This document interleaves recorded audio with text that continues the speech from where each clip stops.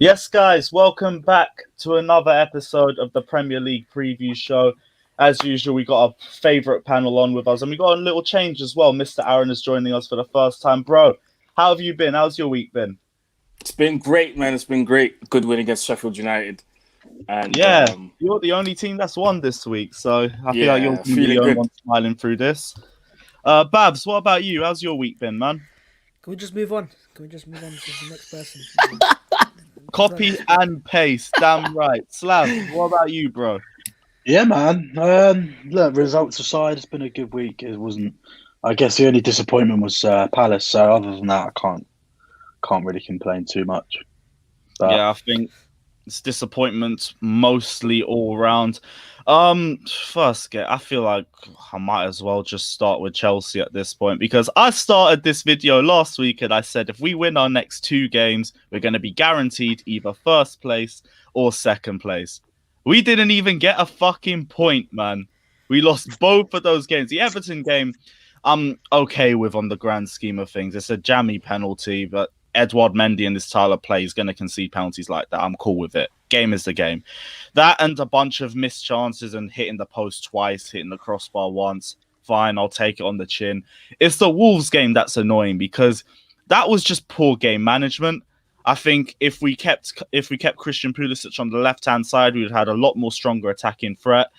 I think if we also tried to play to Wolves' weaknesses because they like playing with space in behind to try and hit counterattacks, and all we did was just overcommit bodies forward after we equalised. We just threw the game straight to Wolves, and then great finishes for both goals. I can't lie, Podence sat Chilwell on his arse for the first goal. I'll take it on the chin. It is what it is. But yeah, the mood has switched over the last week. Guys, what are you feeling about Chelsea? Slav, I'll go to you first, seeing as you're the closest rivals right now. Although I think I don't even know if that's the case anymore. So, but yeah, thoughts on Chelsea? Yeah, I mean, I think both results sort of did us a favour, really. I think both clubs, Spurs and Chelsea, missed out on massive chances. But I think, I think watching Podence sort of gives me Eden Hazard vibes. I don't know about you. Obviously, you watched Hazard for a long time, but he ran that show on Wednesday night, Tuesday night, and I think with Chelsea, there's a lot of. I don't know. I actually don't know what I can say. It's you spend a lot of money on the likes of Chilwell and the likes of Werner, and you just expect a lot more, in my opinion. Yeah. I thought I was a bit disappointed in both games. I thought Everton didn't really cause them too many issues. Wolves, again, they were a bit like Spurs. They hit you on the counter attack and they scored their chances. I thought defensively, again, you showed your weaknesses. You've got problems, and that's it. Really, you missed out on a massive opportunity to capitalise on drop points from other teams, including us. Including Liverpool, and you've only really got yourselves to blame. And I think Lampard's got a bit of a problem because, jokes aside, you haven't beaten the top 10, top 12 sides. So. Yep, and that's been going all over our heads the last week. But it is a fair stat, and we're, 13, 14 games into the season now, so there is a bit of legitimacy behind it. At least West Ham is next, although I say that very loosely because I absolutely despise our recent history against West Ham. I think we've beaten them twice in their last 9 games or something, and they're on the cusp of beating us 3 games on the bounce. I swear down, if we allow that to happen, we are never living it down because they'll make DVDs, they'll make shirts, they'll make everything based on the fact that they've beaten Chelsea 3 times in a row. But I do think Frank Lampard has something he needs to sort out within the team. I think we're not getting the best out of Timo Werner. Kai Havertz is a bit more understandable with the situation with him coming back from coronavirus, and that really had a bad impact on him. He had a lot of the symptoms of it, which really held him down. So I get that we're not playing to their strengths, but Babs, what are you feeling about the last week? Because I know you're going to have something to say about Lampard.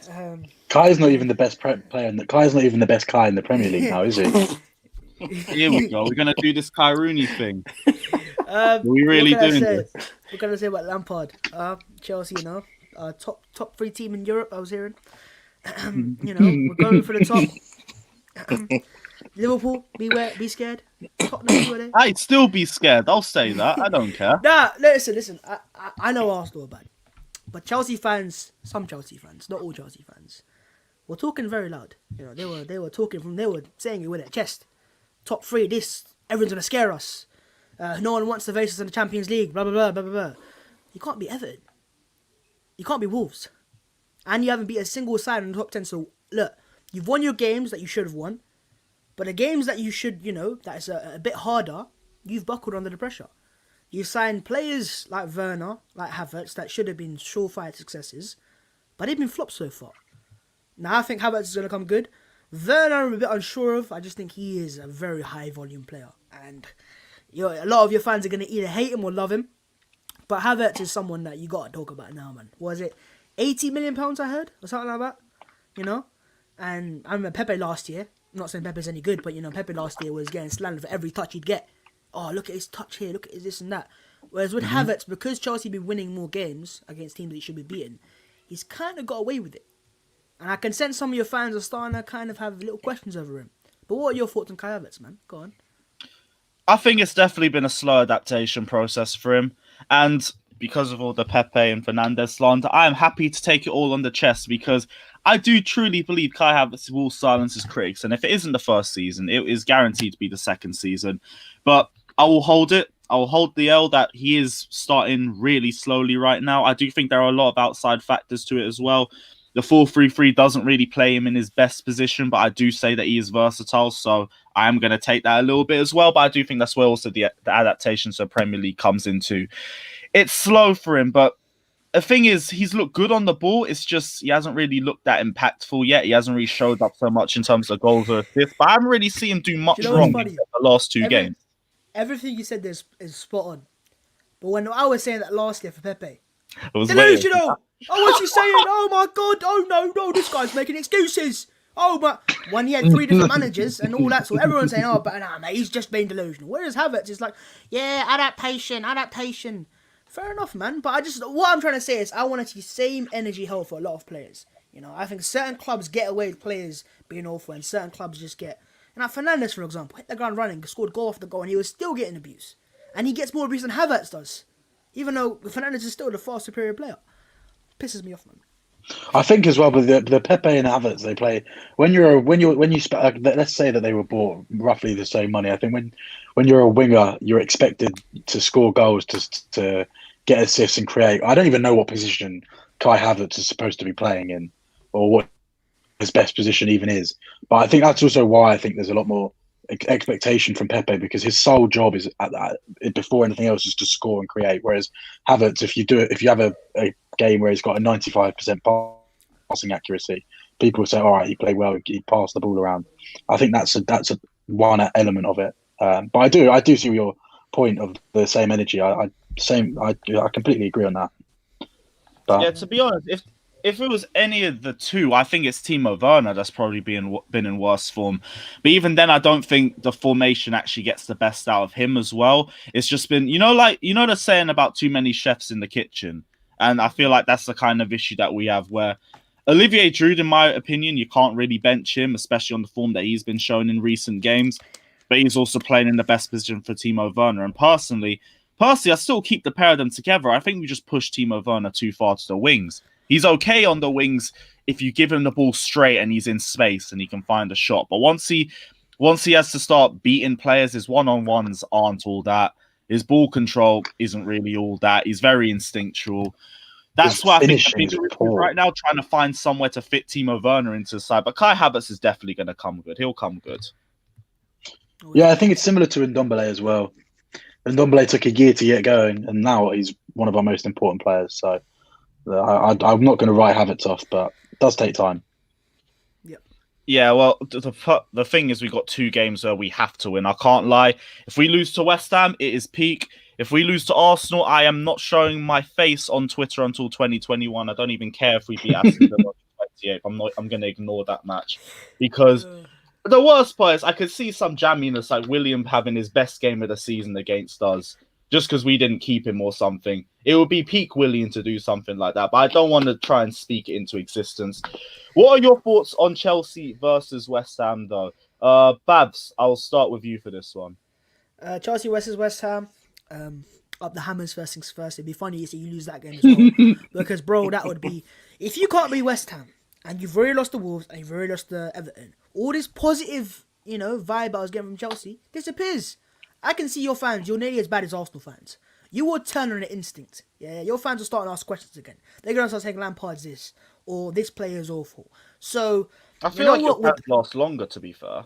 No, our fans are worse. I'll tell you that. We're really, really bad at that. We're very reactionary. We judge teams or the club after one performance. Your club's nearly as bad as that, right? And I can sense if you don't win against West Ham, is it away or is it home? Home. Yeah, if you don't beat West Ham at home, bro, listen, the questions are going to be asked, and I'm just here for it. I'm just going to watch from a distance and They beat them. what's going on. Hang on. Didn't you lose at home to them last year when that goalie made his debut and started crying with his dad in the stands? Yep. Can't remember his name. Can't remember his name. Alvin. No, that's his dad. David Martin. David Martin. All game. Yeah. So listen, West Ham have got a good record against you. They're in form, and I look at their strengths of the crossing. They've got tall players, Haller, Souček, etc. I think they could come on to Chelsea, man. I think your team is good in so many departments, but it has clear weaknesses, and that's over to the manager to deal with it. So I think West Ham will win. Yeah, well, that leaves me very optimistic. Aaron, what about you? What are your thoughts? Chelsea, West Ham. Wait, Aaron's here. Aaron's been here. No, you know what? I feel like this is going to be a very open game. Like, I can't really say that you guys are favourites like that. I mean, the pressure's going to be on you because you're playing at home, and you have to win this game because a lot of people have labelled you as title contenders, or at least, to be up there in the mix. But listen, if you don't, I think even a draw is going to put more pressure on Lampard, because he has to win this game. He has to.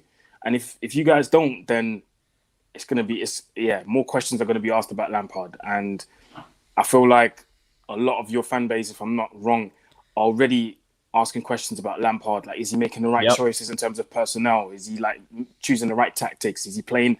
Why is he not playing this guy? Why is he playing this guy? And do you know what I mean? Why is he not giving this guy rest? And there's already a lot of questions. And if you guys lose or draw against West Ham, more questions are going to be asked. I wouldn't be surprised if Lampard out starts trending after a loss or a draw against West Ham. Bro, Lampard out is vocal, even with the couple wins that we had this season. Even with the few wins that we had this season, Lampard out is, there's a vocal few that are there, and they've been strong the last few weeks. Babs, what you say? If that happens, I'm going to need to get my mug, my tea, get a thumbnail out. Like you do for your videos, yeah? Oh, nice. And I might need to do one of them for you. Video. Yeah, man, yeah, do that, bro. Yeah, when your Twitter. Because your Twitter, I'll tell you what, your Twitter is very, very active. Chelsea Twitter. Not just yours, Chelsea fans. If I was to pick one fan base that is the loudest and has been the loudest this season, it's Chelsea fans. So the meltdown that is going to happen if you lose 3 games in a row. 3 games in a row, right? I'm here for it. And I've got the mug ready. I've got the video in mind. I might have to do that. A bit of, even though we're shit, you got to have a laugh, innit? And you know what? I agree that I think you're going to have to be careful on set pieces because for some stupid reason, these guys always seem to score on set pieces. Against us, the same thing happened. That Souček guy, I don't know what it is, but every time West Ham get a corner, this guy scores. Every single time. Thing, though, we're better at set pieces now than we were last season. I'd be like, remember the 3-2 game? They had one go in and it was offside, and the same thing happened 10 minutes later. I don't even think it's the set pieces. I think it's more the crosses into the box. What I think with Moyes right now is the players are believing in his style of football. And it's not for, it wasn't for United, but for West Ham, they can work. And they've got the players there as well now. They've got Souček, he's like their Fellaini, innit? I was literally going to say that, yeah. Yeah, they've got Haller up front. They've got players that can hurt you. And because it's away from home, the pressure's on Chelsea. Yeah. You man are going to have to play your football and get onto it. Giving space for West Ham on the counter-attack, cross it in, Souček bang. And does anyone know if Antonio's going to be available? Because I haven't heard anything about regardless it. I hope not, because he put Rudiger in a split. And also with West Ham, they've got some tricky fucking wingers. Ben Rama's tricky. What's the Bowen? Bowler. Yeah, bro. He again, these players are rapid players and they suit the style system. And the funniest thing is, right, United fans have been in meltdown all season, and Chelsea fans have been very positive. And I look at the table now, United are above Chelsea with a game in hand.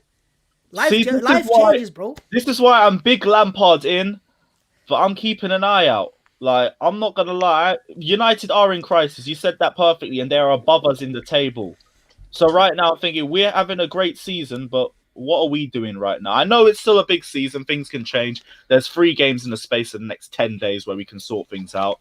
But there's also 3 games in the space of 10 days where we could drop even further down the table. So it's a big week for Frank Lampard, and he do has to turn it around. Slav, we didn't ask your thoughts. Chelsea, West Ham, what are you saying? I don't think you'll lose. Plain and simple. Oh my God. Okay, cool. I don't think you'll lose. I think you'll have to. I do think you'll beat them clean sheet. I don't know. I think Antonio is 50-50. But look, I agree with everything the three of you just said. Look, Souček's there, Fellaini, they're good from set pieces, and I think when they play a London club, they turn into prime, prime Barcelona. Like when they play Spurs, it's like they're possessed. I mean, that 3 goals in 10 minutes. I mean, like we spoke last time, Lanzini will never ever do that again. But because it was against Spurs, it went in. And it's the same when they play you. I think you battered them last season at home, and then they nicked it at the end. It's just a West Ham thing to show up against the London clubs, to sort of, obviously, West Ham, one of the smallest clubs in London. They want to show that they want to show the big boys in London that they aren't. I think even this season, although Arsenal beat them, I think it was their only game they won this season. That was one of their best performances, West Ham, and they still ended up losing. So it'll be a difficult game, but I just don't see you losing 3 in a row, personally. I hope to God it isn't 3 in a row. I've already said I can't be bothered for West Ham to get another W on top of our chest, because they've been embarrassing us ever since they moved into the London Stadium. But let's move on from Chelsea, because I'm getting more and more visibly depressed the more I talk about this week. Big derby, well, I say derby, a big fixture returning to the Premier League. Manchester United versus Leeds. The first time this fixture's been played since 2004. It's at home as well, which makes this very interesting. If this is an away game, I'd say United already have this in the bag. But your home record ain't been that solid this season, has it? It's been terrible. It's been absolutely terrible. We've not been playing well. There are some terrible stats out there. You can find it. I think the one that makes me depressed the most is the one where it says the last goal that we scored from open play at Old Trafford was Donny van der Beek in the 85th minute against Crystal Palace in a 3-1 loss. Wasn't that your first game of the season? Yes, exactly. Wow. So there you go. So that tells you everything you need to know about our home form. It's terrible. Sounds like Arsenal. Horrible. What's that? I said it sounds like Arsenal. No, but legit, like when I deep it, I'm like, yo, this is ridiculous. Like, this can't be happening with all the attacking threat that we have, with all the attacking players that we have, whether it's on the pitch or on the bench. This cannot be happening, bro. It cannot be happening. This is why I keep saying, like, obviously, there's Ollie in people and Ollie out people. I've only recently joined the Ollie out people, because I just don't understand. You're a trooper if you've only just joined. Fair play. Yeah, because I tried to stick to him, innit? I tried to stick to the guy. I tried to buy into what he tried to do and stuff, but it's just not working, because I just don't understand how. I think any manager in the game right now, whether you're just starting out or whether you've been in management for over 5-10 years, if you get this Manchester United squad, let's take the Manchester United squad that started this season, and you look at all the players that we have. Okay, some of them are world beaters, some of them are actually dead. You've got players in there that are actually good. Do you know what I mean? They're not class players, but they're good. You look at the attacking threat that we have: Martial, Rashford, Greenwood, Bruno Fernandes, Pogba. How can you not get the best out of these players? I just don't understand. I just don't understand it. And I'm not saying, okay, you have to go and win the Champions League. But speaking of the Champions League, the bare minimum was to get out of the group. That was the bare minimum. That was a massive bottle job. Do you see what I mean? Like, it was. And I think it was a bottle job, but like, on paper, if you're looking at it as a United's board would look at it, you got Leipzig, Champions League finalist. You got the finalists of Champions League as well, PSG.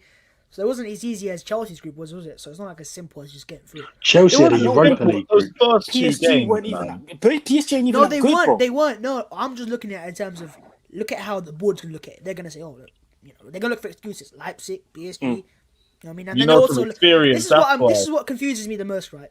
Right. It really confuses me. United are 6th right now, 23 points with a game in hand against everyone else. You win that game in hand, you're on 26 points. You're second in the league.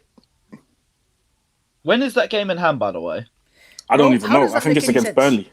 How does that make no, any it's sense? it's the game. Their game in hand against Villa, and it's not for a while. So I don't think there's No, any but point still, talking about look. games in Say if hand. they had played that game, and say if they had won that game, they would be second in the league right now. Second in the league. And we're crap. And that's the thing, though. I don't get that, bro. Yes. I was like, and that's why I'm looking This at United, season is right? And mad. I'm not gonna lie to you, I am scared because if that's how they are when they're crap, with a manager that, let's get it straight, he ain't gonna win the league title for United. Then if they get a proper manager in there with the players already there, bro, listen, forget Chelsea, forget Tottenham, they're Liverpool's close, and City obviously with City, they're closest to Liverpool, man. This is Yeah, what I'm Quality saying. is there, but bro. they aren't The quality getting is a new You manager. cannot deny that, bro. Their quality is fucking there. They got game changers. Yeah, it is. Fernandes, Pogba, game changers. No other teams have this quality. I look at Chelsea's side. Havertz has potential, but he's still got to grow. And same with Werner. They've got players in their peak years. If I'm United right now, I'm looking at a serious manager because this is the best chance you're going to get to compete with Liverpool. Because you're going to waste... If Pogba goes, then it changes the game. Because then you just got Fernandes. And maybe... And you know what Fernandes is, right? People say he's a real winner, right? He's a winner on the pitch. He wants to win games of football. If he's a proper winner, come 2 years' time, if United are not competing, he's going to leave United as well. He'll probably go outside. I said that, bro. If do you know what you are, right? You remind me of an Arsenal side in 2014-15. Players like Cazorla, Sanchez, Ozil, Wilshere, Ramsey. Just you can name off the list. But there's no... it just wasn't working, you know. We had just a couple more players we needed. A couple more quality players, like a striker, and we would have been up there as well. We didn't have that, and look at us now, we're 15th. So you got to take advantage of it, man. But it's like Slav said, bro. Like he said it there. He said we're not getting a new manager because the board genuinely believe that Oli can do this. And they look at the table now, like you're saying. Oh, we're 6th, 23 points, game in hand. We win that, we're 2nd. Do you know what I mean? Like we're up there in the mix for the title race. As weird as it sounds, because we've been crap, but you look at the way we're playing, and I've said this all along here, up until the Leipzig game, I said, this is not sustainable because you can't name me a game, yeah, apart from, what was it, the Newcastle game away? And Newcastle was shit, like, with all due respect. You can't name me a game that we won convincingly. Look at the Brighton game. We had to get a penalty after full time to win this game. Look at, what other games did we win? Southampton. Last night, I Southampton. think last night's a great example as well. Great example again. Southampton. We had to go down 1. Was it 1-0, 2-0? 2-0. 2-0 half to time. win it 3-2. West Ham. We had to go down 1-0 to win it again. And I've said it. Yeah, it worked against Southampton. That was before the Leipzig game. Worked against Southampton. It worked against West Ham, but it's not going to work against Leipzig. Aaron, you're too negative. Aaron, you don't believe in the team. Aaron, you're this, you're that, you're this, you're that. What happened? We got absolutely annihilated within 15 minutes against Leipzig. All of our defensive frailties have been exposed within 15 minutes. 15. I think I've been what telling you- people the style of what play that Aaron we're playing right. is not sustainable. Aaron is looking at the bigger picture. I think a lot of fans react after a game. So you win the game, you're like, oh, I'm happy. But if you reflect on the bigger picture of the game itself and you go, hang on a minute, we were 2-0 down. We should have lost that game. But no, people aren't going to say that. That's how football is. It's like the Arsenal versus United game. We beat United and everyone's saying, Arteta's got a plan. Arteta is this, he's you know. We say if we didn't get that penalty, and say if United had scored out of nowhere, same performance, fans would have been all across it. Oh, you know, get him out of the club. And that's how it goes with it, man. It goes with, I think you've seen the bigger picture. You're going, as you said, it's not sustainable. And yeah, man, it's going to just, in a moment, it is going to go away. There'll be one game in the Premier League where it will just collapse and then it will just spiral the blow. And, but yeah. I think that game's already happened. To get the problems out of your team? Sorry? Do you think Leeds are going to be the type of side to expose your problems? Because they gave us a massive challenge a few weeks ago. And I said Leicester were the sort of team I wanted to see us face because the thing is, I liked our start the run again with the 4-3-3, but I was also saying as well, wait till we see how we fare against a side that presses against us. Because the teams we're facing, Burnley, drop deep. Who else? Newcastle, drop deep. Even when we played Spurs, they were sitting back for the most part. It was a very defensive game. So I was waiting for the Leeds game. And the Leeds game, that was a fight. And the thing is, well, fair play. We're even able to outrun them in that game, but it don't mean anything right now. But they're a sort of team that is going to be able to expose the problems in your side. Marco Bielsa is meticulous as hell. He's probably got like paragraphs on literally every single player in your squad and all their strengths and their weaknesses. So how are you looking forward to that match? Because I really think it's going to be an open game between both sides. Yeah, that's going to be an open game, bro. I feel like that's going to be like a basketball game. Like, we're probably going to concede, but we're going to score as well, and the same for Leeds.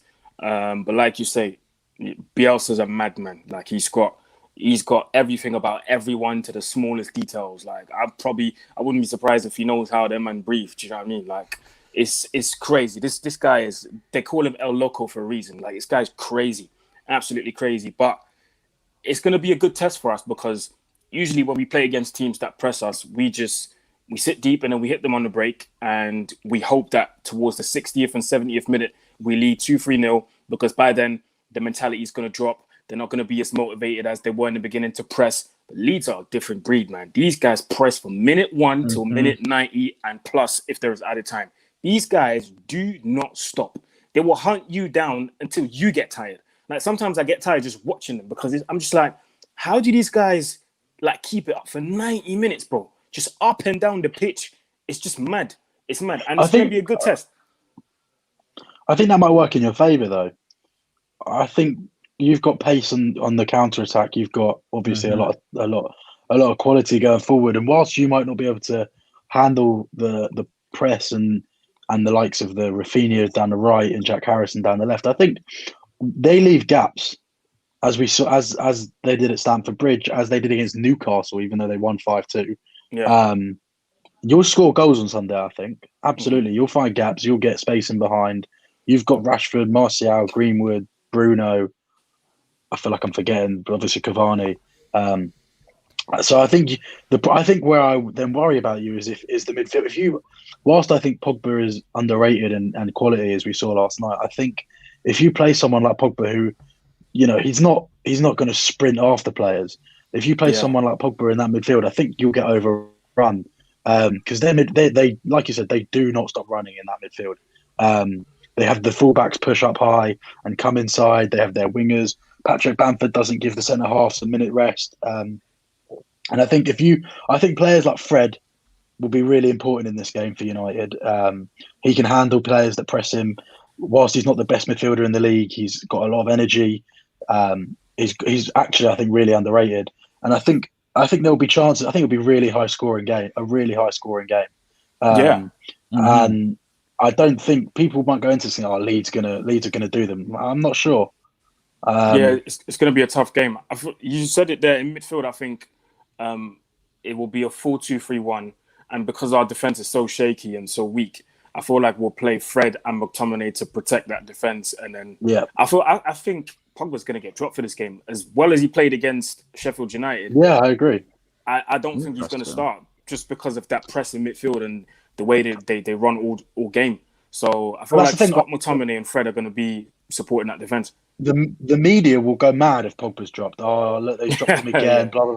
But the thing is, he's not going to get dropped because he's bad or he's poor. It's not a game suited for him. The Spurs game the other night, Ndombele didn't play because it wasn't a game really suited to Ndombele. It's about picking the players that suit the opposition that you're playing to get the result. And like I said, I think Fred's perfect for Sunday. I think if Fred could attack a bit more, get a few more goals and assists, he'd be a great midfielder. But definitely. Interesting. Ole is hated and disrespected. Is the most hated and disrespected manager in the history of the game. I was going to ask Aaron if you echo those words, but you just said you jumped on the Ole out train recently too. Yeah, I think Ole is he's someone who will give you that feel good factor within the squad. If you're a footballer, he'll put an arm around you and say, "Listen," he give you confidence in it. He's that type of manager, but he's not the type of manager that when things go go bad in the game, he's not the kind of manager that will, coach himself out of the game. Do you see what I mean? He's not that type of a manager. He might make a change, and that change might turn out to be a great one, like he did against Southampton. Do you know what I mean? Cavani came in at halftime, scored two goals, and we won the game. So he's not the type of manager that will coach himself out of the game. And there's certain things he does off the pitch as well that are just like, he's not helping himself. Certain comments he makes, like, it's just not helping himself, innit? Like, it's just that one after the Leipzig game. I forgot what I mean. He said like, you can't feel sorry for yourself, but you have to feel sorry for yourself for a few minutes and then go again. Like, it's embarrassing, bro. It's literally embarrassing. And yeah, literally, do you know what I mean? There's a reason why Saeed calls him Ole Gunnar Freestyle. There's a reason for it. And I feel like when we play against a team where there's a player that happened to play for us in the past. He gets too emotional and gets too sucked in into, oh, this guy used to play for us. He was fantastic. And this is what he did when we played against Istanbul away. Man was on the touchline joking with Rafael when we were down 1-0. And I'm just like, and he did the same again when we got drawn against Real Sociedad in the Europa League draw. Started to speak about Adnan Januzaj and how he was a great player and stuff. I'm like, bro, there's a reason why these guys are not at the club anymore, because they were not good. Same thing against PSG. When Fred got that second yellow card, ironically, that wasn't a yellow card, but because he had been doing a madness, he was off anyway. So he got that yellow card. And after the game, Ollie was like, yeah, the second yellow card was a bit harsh and knows that. And I went back to the actual scene. And when Fred got the red card, the camera panned to Ollie. And Ollie was there. Like, I could read his lips and he's there calling Ander. And I'm just like, Ollie, Herrera don't care about you. Yeah, he used to play for you, but he's here to win a game of football with PSG. Not with Manchester United. He doesn't care about you. And like Ollie's too emotional. He gets sucked into this emotional stuff, and ultimately that's what loses loses him the game sometimes, even before the game starts. Yeah, I think there's a fine line between when you're a manager, between being, you know, that friendly character with the players, you know, like you know, the father son, I guess, relationship you can call it, of the love, of giving the love, and also the firm side of it, where you've got to be harsh, you've got to give out your consequences, you've got to be a savage, essentially, which I think Jose Mourinho is a great example of someone who has that balance of being harsh and their best friend at the same time. But I just don't see Ollie being. Can you ever see Ollie? You watch United more than me. Can you ever see Ollie giving a bollocking at half time or at the end of the game? Because I can't. I don't see him. To be honest, I don't see him doing that. I honestly don't. Could you imagine getting a bollocking from? Could you imagine getting a bollocking off Ollie in the changing room? You'd laugh. Literally, bro. Literally. You wouldn't be able to. I wouldn't be able to take it seriously. Do you remember that cutscene in one of the City games? I think Lingard must have dropped a bad pass and Bruno just joined. You can see it cut to Ollie. It's like, if you make another pass like that, I'm bringing you off. That's the most I've seen you get angry. And that was it. That's the only time, bro. That's the only time I've seen. And yesterday, obviously, when you went up against flipping Chris Wilder and they were having like a little back and forth. That's the only time I've seen him angry. That's it. But apart from I haven't even seen that yet. I might have to have a look at that. Yeah, I had a little back and forth in there, but nothing major. All right, Babs, did we get your thoughts on the United Leeds game? No, not really. But I think, to be fair, it does suit United on the counter-attack, because Leeds will give plenty of space behind. They're going to play their style of football. They've got their philosophy. They're going to come onto United, and it will give space for United to pick them off in the counter. And with Fernandez's quality, with Pogba as well, if he starts, would you start Pogba in that game? Because Leeds are going to run that game. Would you start Pogba at home? Go on, Aaron. I want to, but I'm looking at the bigger picture here, man. And their midfield is. Yeah, but you see that, right? That is an issue. Because if I was a City fan, would you start De Bruyne against Leeds? They would say yes straight away. Because if Pogba wants to be at that level, you got to trust him. But there is some trust issues there with United fans. Like, oh, hang on a minute, I don't trust him to defend that. I don't trust him to track that run. We saw it against Arsenal with that run against Bellerin. He just, you know. But but with United, as I said, I think they're going to win this game on the counter attack. Even though it's at home, might be a draw, but I know they're going to have space on the counter attack, and with Rashford's speed, clinical, Martial scoring goals here and there now as well, getting shots on target. Fair play to him, and I think you might win the game. All right, cool. And I think that does move us nicely on to the next game. We're going to go to, what game we got? Tottenham versus Leicester. Yes, this one will be a nice one. Second place versus That's a good fixture. Yeah, and this game I think also exposes how big the gap, how small the gap is between second and 10th. Because I only deeply looking at trying to research this game, only 5 points separate second place and 10th place. Yeah. Now, Spurs, just like most of us, didn't win their last two games. It was a respectful loss to Liverpool. Can't really take too much into it. A couple big chances missed here and there, but it happens. It's Liverpool. We ain't going to take too much into it. But there is the potential that Spurs might not get a win in their next 3 games either. And both teams are going to be coming into it in good form as well. Spurs have won their last 6 home games.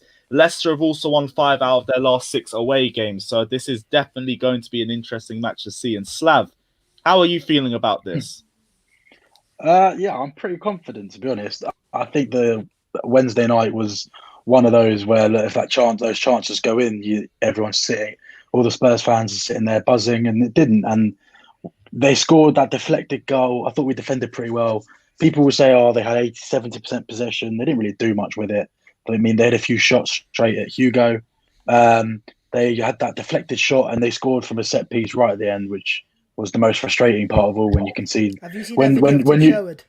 yeah, but when you go to Oh, Anfield it's beautiful. and when you go to Anfield and you limit the chances that they have and they've got all of that quality and then you can see goals like the ones we did, that's the most frustrating part of it. And also, look, when we had those chances, look, Harry Kane missing a header from 4 yards out, Bergwijn, any other, like I feel like if that was any other game, that Bergwijn chance hits the post and goes in. Like it's just one of those. And I think on Sunday it will suit us playing against the team because obviously we need to bounce back. Playing against a team that will want to come to be on the front foot and not sit back, Wrong. I think will suit us. Wrong.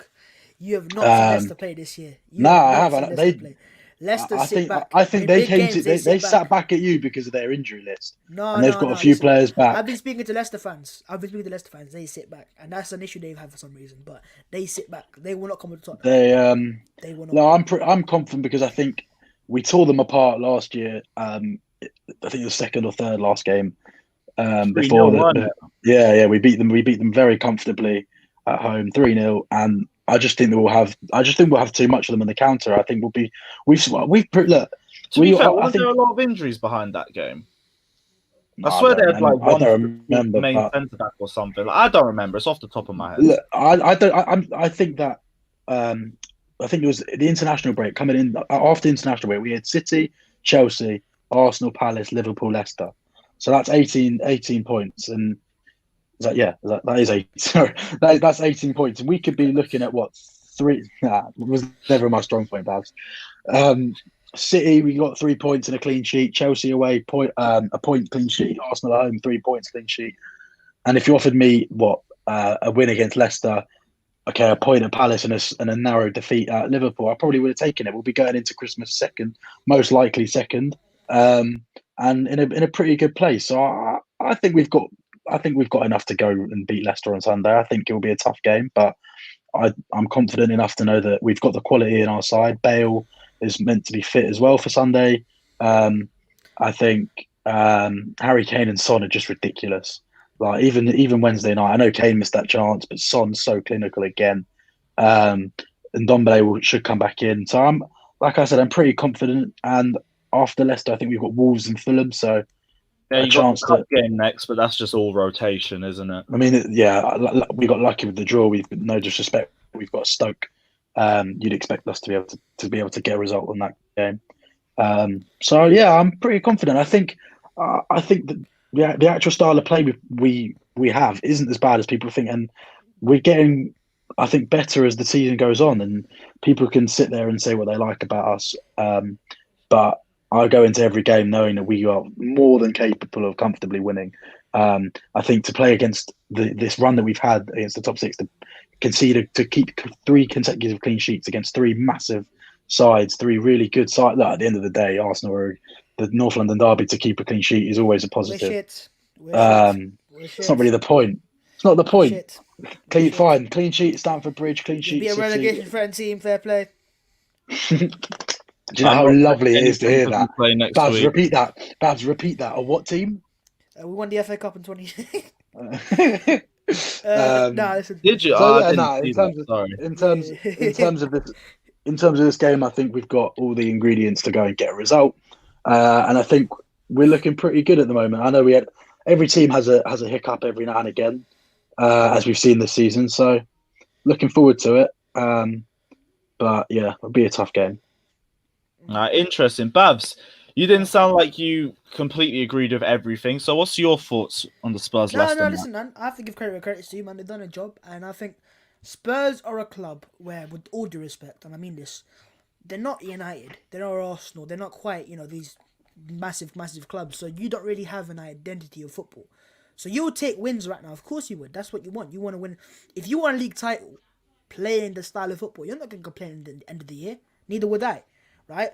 But I think where it went wrong for Mourinho at United was United fans would not accept this. They wouldn't. They wanted to see what they were used to seeing over all those years. Same with Arsenal Arteta right now. Arsenal fans are not only against Arteta because of his results, but also because of the style of football. Isn't attacking, isn't what we're used to seeing. I think with Tottenham right now, he's at his perfect club because he's got players that he's wanted. Harry Kane, and etc. And also he's got clinical strikers like Son, bro. That man he is clinical, bro. Like that chance he got man, like that. Like Mate, that's what I would love. it's becoming a habit with the TV cameras where they forget that the game is going on, and Yeah. that's not the first time where they've switched it back to the game and we've scored. Yeah, and also with Jose at United, sorry, it's Tottenham. I think the players, as you said, they're buying into what he's saying because they know. Listen, if we listen to this guy, he will give us some silverware because that's what he's always done wherever he's gone. But in terms of this game itself against Leicester, I think your favourites, you're going to probably win. But to be fair, there is a little bit of pressure on Tottenham now because you lost against Liverpool. Can you bounce back?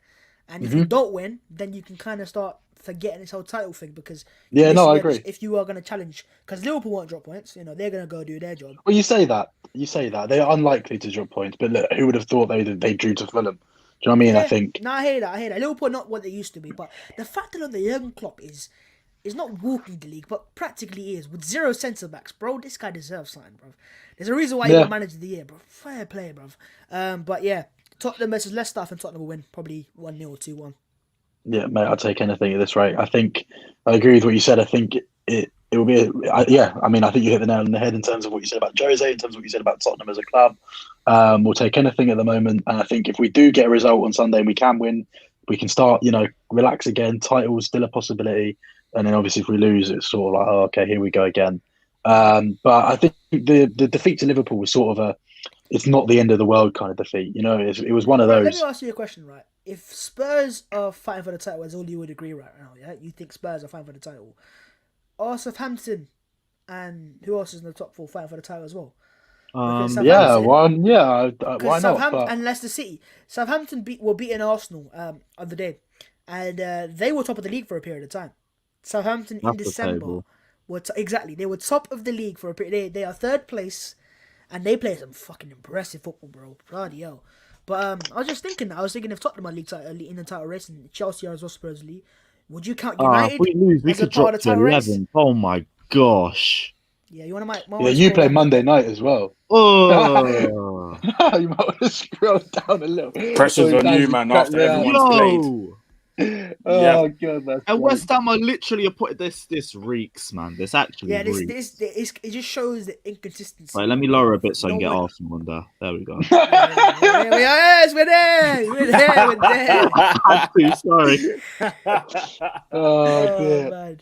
No, we've been awful. But that's the thing, though. It's because everything's so close. If Arsenal to somehow go on a winning run, we'd be up there again somehow, like some way. But we're not. And it's what it is. But yeah, I think Jose, I think Jose said it himself in his press conference. I don't get the respect that I deserve, and I think he's doing a good job with us. Look, I think we're so lethal on the counter attack. We can beat anyone on our day. And in terms of what you said about, the other clubs are in the title race, right? Why not? I think people are still waiting for the likes of Southampton to drop off, but at the moment they aren't. Bro, you watch them play. Oh my. Yeah. Well, we beat them 5-2. If I'm looking at Aaron we beat right them now, 5-2 though. If United ever sack Oli, I would go for Havertz. Fucking. He's a good manager, but I don't think Southampton will win the league. Right? And let's be honest. They had Armstrong out wide with I don't know who else they had. Ward-Prowse. Imagine that with Pogba, Fernandes, and that's just Hasenhuttl. He's a top manager. Yeah, but my Sunday League team would do a job at the Emirates. Yeah, shut up. When's the last time you won the Emirates in the league? In the league, not for a while, but we did beat you 2-0 a couple of years ago. When the When was the last time you won at our place in the league? In the Carling Cup. When was the last time you even beat us in the league? 2014. 2-3 years ago? We wins at both grounds. Yeah, I asked you a date, bro. Yeah, I'm asking you right now. When was the last time? 2010 November. 2010. I was still in primary school. All right, I was in year 8 when you beat us at White Hart Lane. Right. But that aside, the ground isn't for everyone, but it is what it is. That aside, Southampton are a good side, but look, I don't think I think they'll drop off eventually. I think we've seen they've got capable. Like I said, with Spurs won 5-2 there. They can't be that good if we're scoring 5 under Jose Mourinho there. They had chances, and you know. But football's football, man. The game is what the game is. Yeah, I mean, look, going into just to finish off on Sunday, I think. I don't know if Aaron as well, and you want to. Yeah, Aaron. On the game. Yeah, man. I feel like it's going to be an interesting game. It's going to be very interesting, but I feel like Spurs are going to I feel like Spurs are going to win it because that counter attack of theirs is just it's lethal, man. Do you know what I mean? Like it works every single time, no matter how much you try to stop it. When Kane drops, you know something's about to happen in it. You just know it. And Kane wasn't even involved in the goal at Anfield. It came from the goalkeeper. Yeah, and then Lo Celso just drove Yeah, through Lo Celso. 3-4 people and then just played it beautifully into Son. Yeah, man, I feel like Spurs are going to win it, and for some reason, I feel like Bell's going to play a part in it as well. For some reason, he's been out. Obviously, he's back now. He's going to play against Leicester, so I feel like who's playing left back again for Leicester? I'm trying. Is it not Justin? That It's young Christian Justin Fuchs. Oh yeah, all him. Fuchs. Oh, Fuchs Bro, is back. if Fuchs is playing, I'd play Bell, bro, because he's gonna smoke him. Literally gonna smoke him. I think it will be Bergwijn, but Bale will be on the bench. Their left back was Fuchs. Yes, Fuchs was the left back. Wow. Right back, James Justin. Centre back in That's an area you guys can exploit. Yeah, we've got a lot of options. I think, in the wide areas. Bale, Lucas, Bergwijn, Gio can play out there. But I think it'll be an interesting battle between Ndombele and Tielemans as well. Oh, very interesting. By the way, Ndombele, man. If you look at the midfield, if Ndidi's playing a centre back, who's going to track Kane in the middle when he drops off? There you go. Yeah. Yes, speaking of Ndombele, man, he's a baller. He's a player that I absolutely love, man. The guy is just... Do you know what it is? Like, a lot of... You know, in the UK, we've got this culture where we love to see midfielders be energetic, and do you know what I mean? You want to see them, like you want to see like it looks like they're doing something. He's just laid back, and I just love that so much. Like when he's on the ball, I think it was against Chelsea where they slowed it down, where he done a little skill between two players and Silva and Kante, you know, bro, and it was in a split second that he done all this shit, and I'm like, raw. I can appreciate when he's murk our players. He's unreal, and I think the one thing about Ndombele is that he's now protected by Højbjerg and Sissoko, which gives him the ability, which allows him the freedom to be expressive and to create. Which is what I think we didn't have last year, which is where there was a lot of pressure on him to defend as well as attack, and that's not his game. But it's nice to hear other fans appreciate Ndombele. Yeah, but as soon as you guys he's a special talent. He really is. You watch him, things he can do. Yeah, go. As soon as you guys got him from Leon, I said you guys got a special player in your hands, man, and it's only a matter of time because it's only a matter of time he has to adapt to the English game first. And when he does adapt, he's gonna stand out, and that's what he's doing right now. And yeah, man. But still, I don't want you guys to be up there in the mix because Jose is not. I can't. No. Anyone else? What's your can win thoughts the on league, Jose? Jose is the kind of manager like you love to see him in press conferences, and you love to see his shenanigans when he's not your manager. I think he's that type of man. Like right now, I'm enjoying everything he's saying. It looks funny. Big up Monster as well. Big up Monster in the building. I love his shenanigans on Instagram. I love it. It's hilarious. But do you know what I mean? When he's your manager, sometimes when he comes up with stuff, you're like, shouldn't really have said that, Jose. I think he's only done that once since he came to us, and that was the Ndombele situation last season, which has now been resolved. I do love him. I really think he's doing something at this club that I've never seen before. I said this last week. I think he got the team selection at Anfield spot on. Bringing in Davies for Reguilon for the more defensive stability, just having these options as well. I think he got Gio in as well, who got the assist. I think he's doing a really good job. Everyone's happy. Well, the majority, even Dele Alli's getting a run out every now and again. He didn't even look that bad when he played. He won a free kick.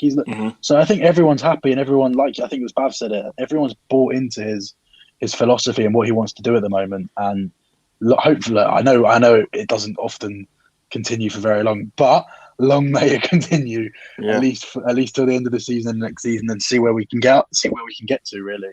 But this is the thing with Jose. A happy Jose is a dangerous Jose. You give him what he wants, he'll deliver. I think that's the thing. He was so unhappy at United, living in a hotel, away from his family, big expectations at such a massive club. You have to play the right way. You have to get the results. You have to get the trophies.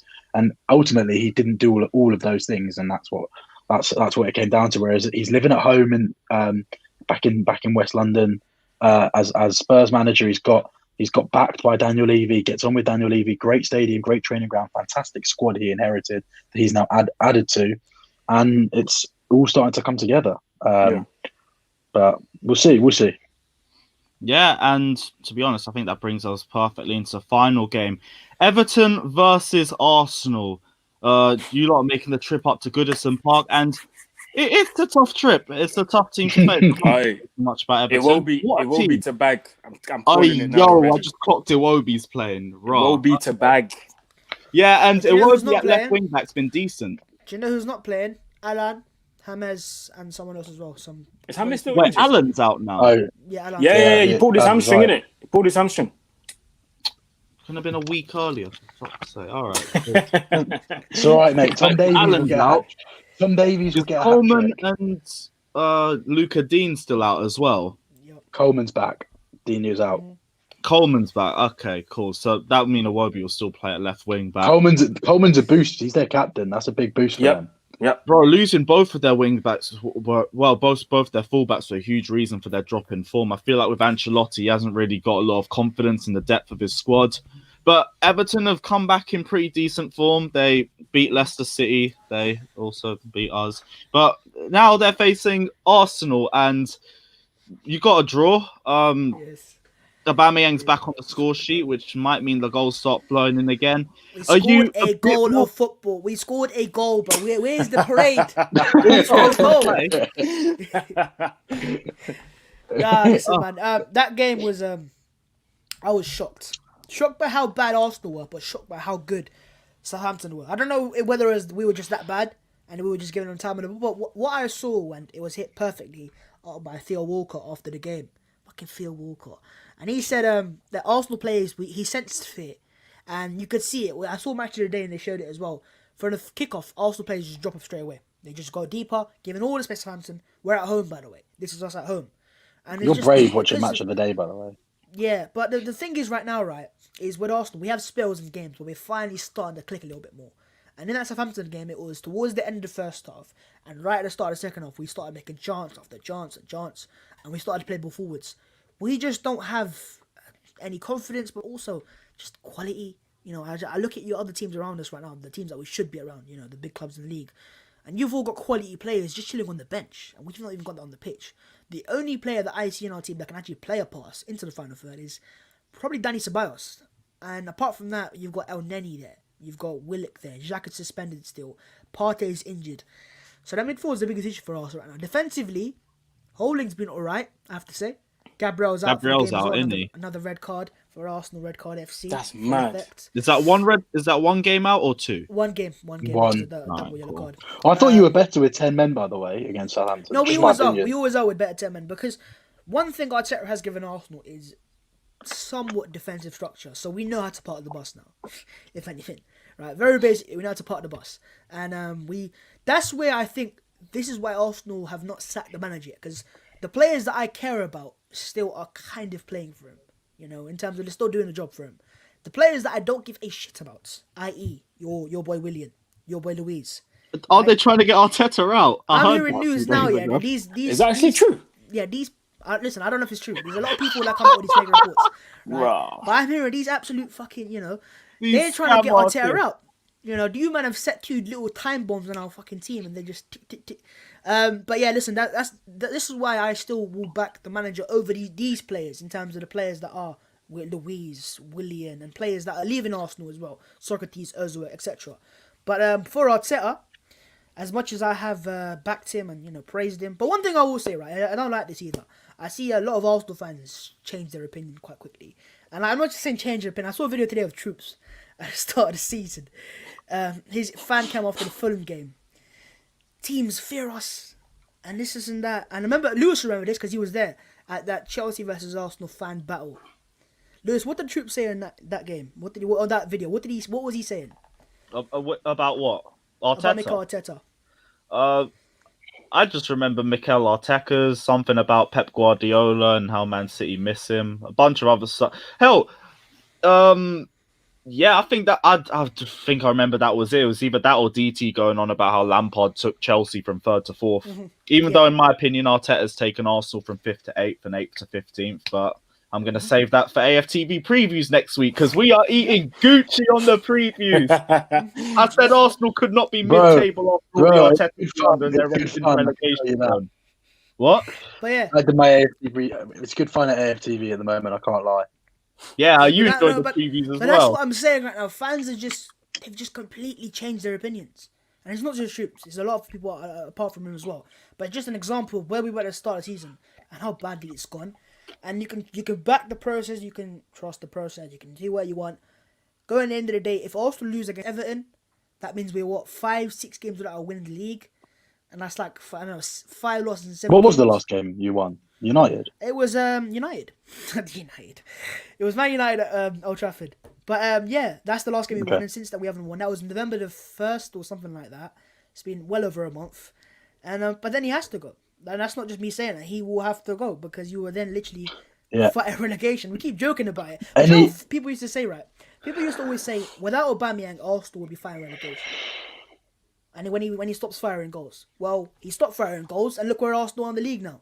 We're fighting relegation. Mm-hmm. So it goes to show this board constantly, year after year, not giving the manager, whoever the manager is, the players to kind of build around Aubameyang. It's just always been Aubameyang. He'll score his goals, so we'll get away with it. You know, we win games of football. And it's like United right now. They're winning games of football, but once those players stop firing, they're going to spiral down as well because, you know, the rest of the players ain't got that quality there. But for Arsenal, it is another must-win game. Any other manager would have gone by now, just saying. He would have. Whether you... He would have. we saw with Bilic. I think you're forgetting also with Arteta is our board has zero footballing knowledge, no IQ whatsoever. Yeah, no. Yeah. And because they don't have that, they don't know what to do.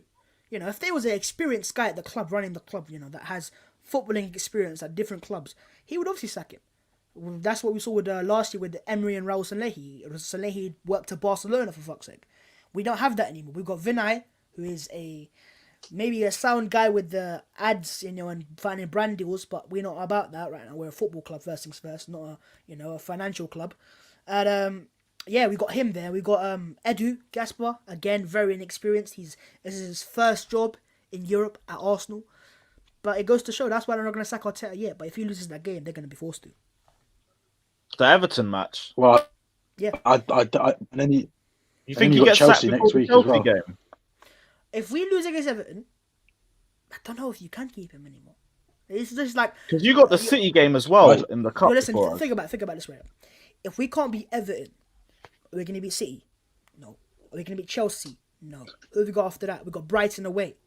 But bro, we could have said this 2 weeks ago about Burnley. Because remember we were saying this last week. You can't lose Burnley. What I was saying though was you lost prior the to that Burnley game. No, we lost it. Yeah, we lost because Burnley. because here's the thing. Like if Arsenal lose to Everton, yeah, and Brighton win against Sheffield, Brighton go above Arsenal, which means Arsenal and Burnley, who are Burnley 16th. playing? Burnley are playing Wolves, so they're probably losing, but they'll go down. Yeah, that's what I'm saying. And then it is literally, and also forgetting with West Brom as well. We've got West Brom away. They're gonna have the Sam Allardyce bounce and the prime football there. You know, I forgot Big Sam back. I'll tell you what, he could have done a Newcastle, job at maybe? Arsenal, Big Sam. Palace at home as well should be an easy game, but it isn't because we've not won a home game since Sheffield United. The thing is, every team in the league right now, firstly, there's no easy game. And secondly, every team fancies you. That's my issue though. That's my issue. Now after we had that game after the Man City result, we lost 1-0 there. It was a close game. Then after that we had Leicester, we had United, we had Villa, Leeds, Wolves, teams that you should be beating. You know, we didn't win any of those games. We lost all of them except for one. We drew against Leeds United, right? Drew against Southampton as well. Lost against Burnley. If you can't win against Everton, where's the next win going to come? Brighton away. And funny thing about Brighton away is their last home win was against Arsenal. So, and you know Welbeck's going to be there. You'll be up for it. Welbeck to bank. You're just so. I wouldn't be surprised. If you're an opposition manager playing Arsenal, or whether it's home or away, all you've got to do is say, boys, if you go out and run more than them, you'll get chances. Because let's be real, you'll get chances. If you take your chances, and you defend well, you'll just get the result. It's quite simple. Arsenal, they're working hard. It's weird to say this. They're working hard. The players are the fourth. They've covered the fourth highest distance in the league. But second in that table, run around in circles. Yeah, second in that table, Sheffield United, and they're bottom of the table. Wow. So it goes to show where the players they're running so they can show the fans, hey, look, we've done this, we've covered this amount of distance. But bro, you're not a long distance runner. You're a footballer. Get the ball, do something, get the ball. But we saw it against Southampton. It was just a brilliant moment of magic from Bukayo Saka, my star boy, beating 3 players. But the fact that he had to beat 3 players for Arsenal to muster a good chance, it's worrying, bro. Every action seems long now. We get the ball and it's like, how do we get it forwards? Who do we pass? Is there a chance you lot are going to bring Ozil back in January then, or what? No, it's not. It's not apparently. I think Still also Mikel Arteta can keep saying football reasons. It's not. Arteta would look like an idiot if he brings him back. He looks like an idiot, whether it's the right decision or not. Arsenal are banking on. Up his pride. What Arsenal are banking on is they can get 2 or maybe 1 player in January, and that player not looking like it, but they want is Howard. Whether you're gonna get him, I don't know, because if he could go to Real, if he can go to Juve, why did he come to Arsenal 15th? Yep. So, but yeah, he's the one they're banking on. If they just throw the bag at him maybe and offer him obscene wages, he might come. But that's the problem. Stop offering players obscene wages. Yeah, no, that's it's like a habit. Stop it. If you stop it, you'll be fine. Man. Just stop giving big money out. Yeah, man, it's very toxic at the club. And also, as I said, what I hate the most after games is just our fans. Like, I just can't bear it anymore. It's depressing, man. Like, every fan's just got an opinion, and fair enough, but they're so vocal and they're sometimes so negative. But there is a lot of fans that are still very positive and very much backing the managers over the players, because it gets to a point where you realise manager's been sacked, Emery. Wenger got sacked. Well, not sacked, but got let go of because of these players. That's 2 quality managers. Say what you want about Emery, but he's a quality manager. So it gets to a point where you're like, okay, maybe the players. But, hey, man, for the club, they're going to say it's easier to sack a manager than it is to sell the players. So I can't see Arteta getting sacked. You've got so many games coming up. You've got a game this weekend, a game in midweek hand on heart, in the cup. I think they'll keep him. I hope he don't get sacked. You can't sack him at the moment because there's too much football. I hope he wins his games, and I hope he keeps his job, right? But if he loses that game, like I'm telling you, our fans are on this brink right now. Like, it's just getting closer and closer, and it's going to, poof, gonna go. Fans are going to go again. I've been here before. Not been here before, because we've normally at least like 8th or 9th. Worst comes to worst. But, yeah. A man thinks it's a tough week for him as well. The thing about Everton, Man City in the cup, and Chelsea at home afterwards, that is a. But then you have to look at week. it now, right? After we scored with Aubameyang of the day, like the players started to do things again. They started to pass forwards, get forwards, and do things. So if it is a turning point, it might be a turning point. If it's not, it's not. But knowing Arsenal, But you're making more chances after them. Would you say that? No. Listen, for the last few games, we've been making chances. For the Burnley game especially, we were all over them. We should have won that game. And even the Southampton game, we were in that second half. We should be exactly, but we weren't before. And even the Wolves game, we had a lot of opportunities, a few opportunities at least that we should have scored. But it just goes, we're not even finishing our chances right now. Our XG has been 8 for the last couple of games, and we've scored 2 goals. So that's what it is. All right, Aaron, I don't think we got a lot of your thoughts. What are your thoughts going into Everton Arsenal? Yeah, I think Everton's got this one still. I think Arsenal are just this bad spell that they're in right now. I don't think it's going to end anytime soon. I think the board will want to keep Arteta, but I think eventually they'll have no choice but to let go of him, because you've got Everton now. Then you've got what? Who else you got? You say Chelsea, City. No, Everton, City, Chelsea, Brighton away. Then we've got Newcastle at home, I believe, or West Brom away. Sorry. Yeah. Then Newcastle at home. Then you got Sheffield United away. You got that's way past it. But it's a very hard game to City. Yeah, it's going to be a tough month for you guys, man. And I honestly don't see you get through it, because the players look like they're losing their heads. Red cards left, right, and centre. It seems like there's no discipline. I don't even know what formation or who, in terms of personnel, who's going to play against Everton, because obviously Xhaka is out now. He's got a straight red. Pepe seems to be back.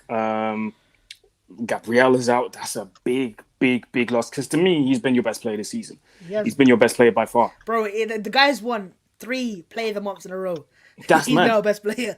And you need a guy like that, because Calvert-Lewin's just going to have a field day.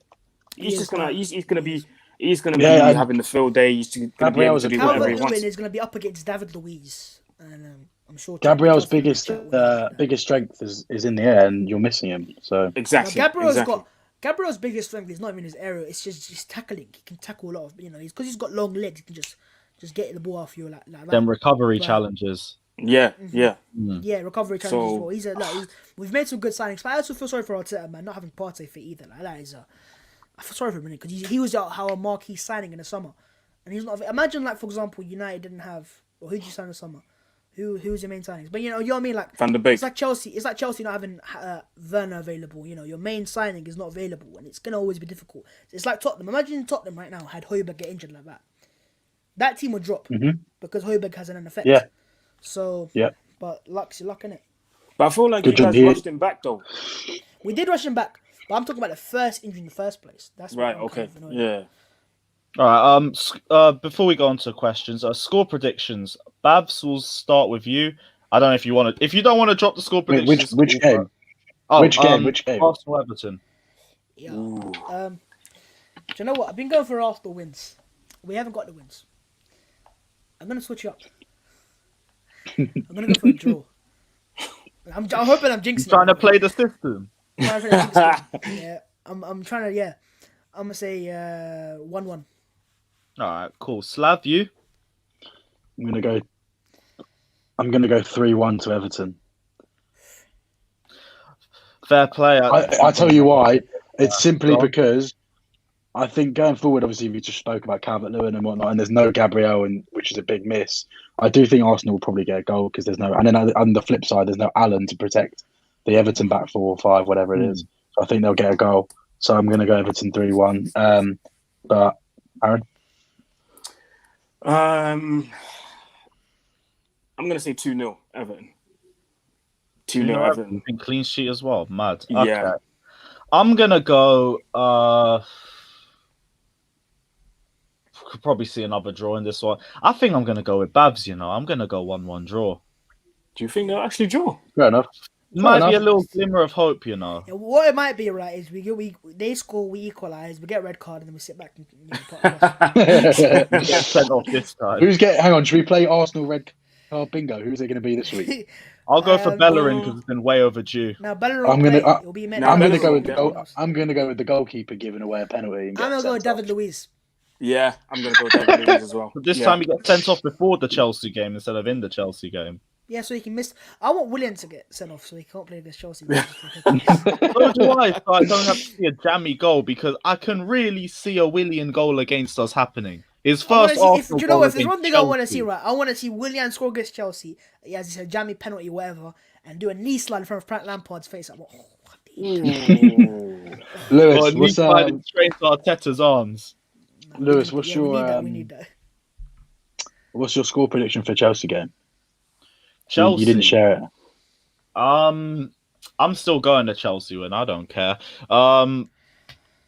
Do we keep a clean sheet or not? Nah, we don't keep a clean sheet. It's Vardy, West bro. Ham. I'm gonna go 2-1 Vardy. Chelsea because Yeah, it's I'd the agree with that. jamming fate score prediction. Both teams get a goal. Chelsea nick it, but yeah, I'm not too confident because it's West Ham and West Ham are jammy bastards. But I still think we get a win. What about you guys? Slav, we'll start with you. No, I agree. 2-1 Chelsea. 2-1 2-1 Chelsea. Chelsea. Aaron. I'm gonna go 3-1 Chelsea. 3-1 Chelsea. And Babs, just to end it off. 2-1 West Ham. All right, cool. Did we do score predictions for the other two games? Nah, I Nah, don't think go we on. did. All right, you know what? Yeah, we'll round through all the score predictions, then we'll go to questions. Aaron, United Leeds, what are you telling me? You know what? I think this is gonna be very, very entertaining. I'm gonna say 4-3 United. 4-3. Yep. Okay, cool. So we're going to have an instant classic. It is It's gonna what be a it is. 0-0. I love that. You just jinxed it, bro. We're gonna have a boring 0-0 now. Watch. All right, Slav, you. I think United will win, but I don't know. Something tells me Leeds will be up for it. I'm gonna go. And United's home form is. If this was at Ellen Road, I'd back United, but I'm gonna go 3-3.